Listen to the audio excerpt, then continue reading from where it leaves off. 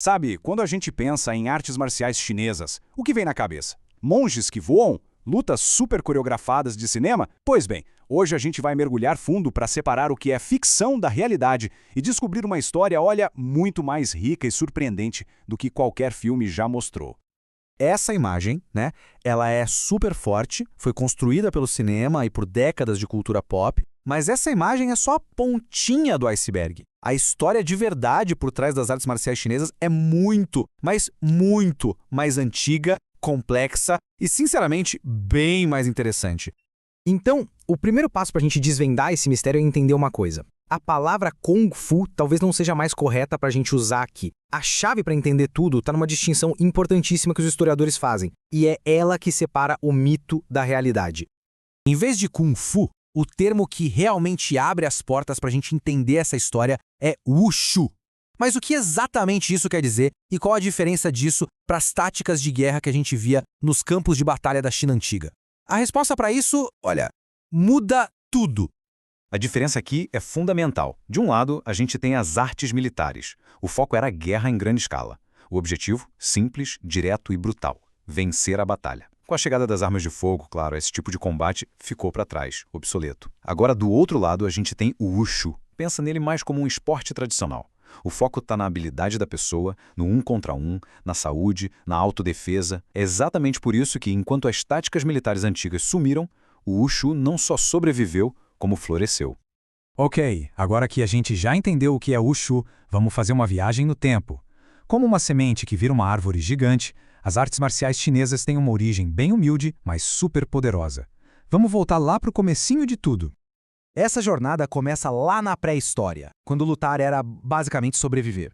Com as primeiras dinastias, essa luta bruta começa a ganhar alguma organização, alguma forma. É o embrião do que viria depois. Mas é durante o período das primaveras e outonos, uma época super turbulenta, que essa semente realmente começa a brotar. É aí que nascem as primeiras formas de Wushu que a gente consegue reconhecer. E aqui vem algo que pode ser bem surpreendente.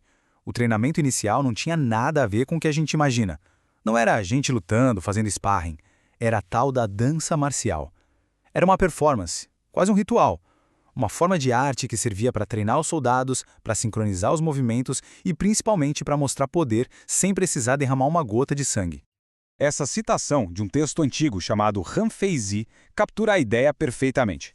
A dança com escudos e machados era tão impactante, tão intimidadora, que podia fazer um inimigo se render antes mesmo da batalha começar. Era uma mistura de treino físico com guerra psicológica. E essa ideia de performance não morreu, muito pelo contrário, ela evoluiu. As técnicas que nasceram como treinamento militar começaram a sair do campo de batalha e ir para o palco, se transformando numa nova forma de esporte e de entretenimento. A evolução é super clara aqui. Começou com o Jiaoli, um treino de combate pesadíssimo para soldados de elite. Aos poucos virou um show para a realeza, que achava ao máximo ver a habilidade e o espetáculo. Aí veio a dinastia Qin, famosa por organizar tudo e oficializou a prática. Deram o nome de Jiaoji e transformaram num evento super popular na corte. Quase uma versão chinesa dos jogos de gladiadores, sabe? E o mais legal é que a prova disso não está só nos textos antigos.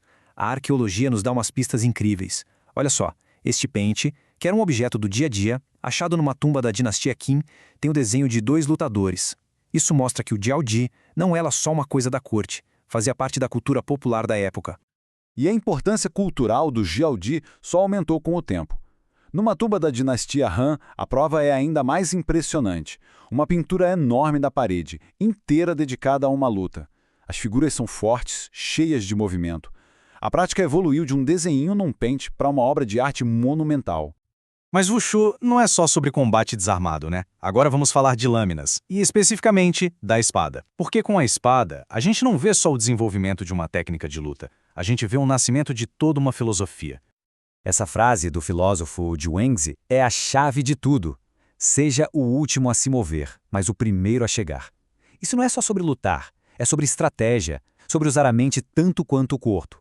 É sobre timing, sobre enganar o oponente, sobre ser eficiente. Esses princípios, que foram pensados mais de 2000 anos atrás, viraram a base de inúmeras artes marciais. A própria forma da arma definia para que ela servia. A espada, com 2 gumes, era uma arma de precisão, ótima para duelos. Mas no caos de um campo de batalha, ainda mais montado num cavalo, o sabre, com um gume só e bem mais robusto, era muito mais útil. O resultado? O sabre virou a arma do soldado, enquanto a espada se tornou um símbolo de status, a marca de um cavalheiro, de um estudioso.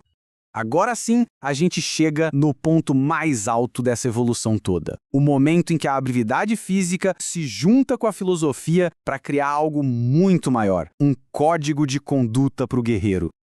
Esse código tem um nome, Wud, ou virtude marcial. A ideia é simples, mas ao mesmo tempo muito profunda.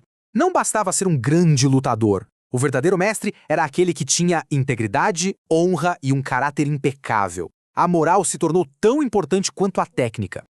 O grande historiador Sima Qian resumiu o propósito do Wushu de uma forma perfeita. A prática marcial não era só para lutar. O valor principal era interno, cultivar a disciplina, o caráter, a paz interior. A habilidade de responder ao mundo, ou seja, de se defender, era uma consequência, mas não o objetivo principal. É, antes de tudo, uma ferramenta para o autodesenvolvimento. E assim, a jornada do Wushu se completa. Da luta pela sobrevivência, foi para o treinamento metódico. Do treinamento para a performance artística. Da performance para uma filosofia profunda. E, finalmente, da pura habilidade física para um código de ética que valoriza, acima de qualquer coisa, o aprimoramento do ser humano. No fim das contas, a longa história do Wushu nos deixa uma lição muito poderosa. A maior batalha não é contra um oponente, mas sim pela maestria de si. E a pergunta que fica é, o que será que esse caminho antigo pode nos ensinar sobre as nossas próprias batalhas internas, sobre a nossa própria busca pelo autodomínio?